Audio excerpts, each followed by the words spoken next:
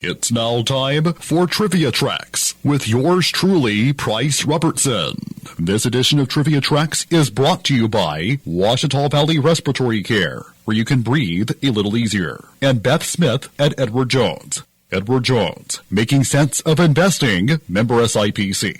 1959 is considered the Elvis year for Westerns on television. For those unfamiliar, the term Elvis year is the peak year of someone's or something's popularity. Almost 30 Westerns crammed the primetime schedule in 1959. One of them, Aaron Spelling's first TV show as a producer.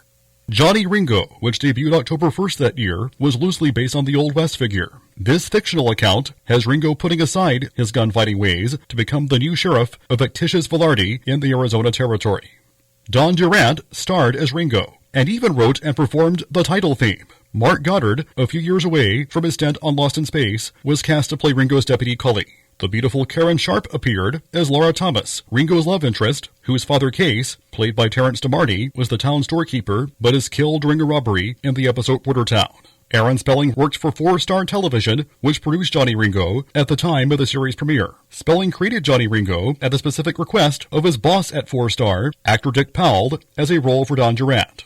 The pilot for the series was shot as part of Zane Grey Theater titled Man Alone. Johnny Ringo was one of a few TV Western characters in history who carried gimmick guns. Others include Josh Randall's Mayor's Leg, used by Steve McQueen in Wanted Dead or Alive, and Lucas McCain's Trick Rifled from The Rifleman. In the case of Ringo, he carried a Lamat 7-shooter.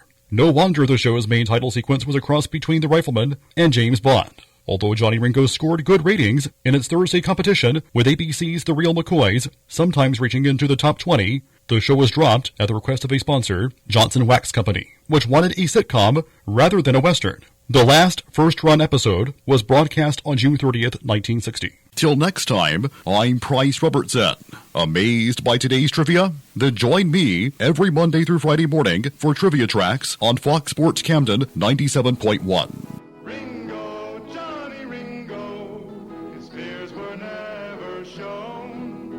Fastest gun in all the West, the quickest ever known.